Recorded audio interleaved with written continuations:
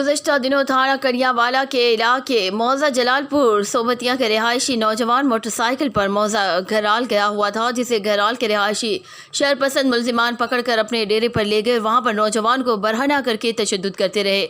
मुलजिमान ने वाक़े की वीडियो बनाकर बाद सोशल मीडिया पर वायरल कर दी।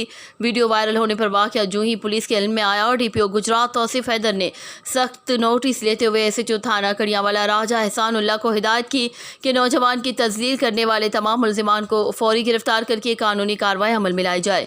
DPO की हिदायत पर SHO थाना कड़ियावाला राजा एहसानुल्लाह ने वीडियो की मदद से मुतासरा नौजवान की शनाख्त की और उसके वालिद की मुद्दत में नामजद मुलजिमान के खिलाफ मुकदमा दर्ज कर लिया, जिसके बाद मुख्तलिफ छापामार टीमें तश्कील देकर मुलजिमान को गिरफ्तार करके हवालात में बंद कर दिया। गिरफ्तार मुलजिमान में अब्दुल सत्तार, सुफियान अकबर, चंद पीर, कैसर नदीम, आसिफ अली, तैमूर अहमद, जुल्कफल इम्तियाज़, मतलूब हुसैन, अवैस नसीम, सकनाए घराल शामिल हैं, जिनकी इंट्रोगेशन जारी है।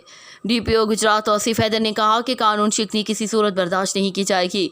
वाक़े में मुलविस तमाम मुलजिमान के खिलाफ सख्त कानूनी कार्रवाई की जा रही है। उन्होंने तमाम वालिदैन पर जोर दिया कि वो अपने बच्चे खुसूसन नौजवान नस्ल की सरगर्मियों पर कड़ी नज़र रखें। इस तरह के वाक़यात से न सिर्फ वालिदैन को बदनामी का सामना करना पड़ता है, बल्कि बच्चों के कैरियर और ज़िंदगी भी तबाह हो सकती है। हर लम्हा हर खबर शान से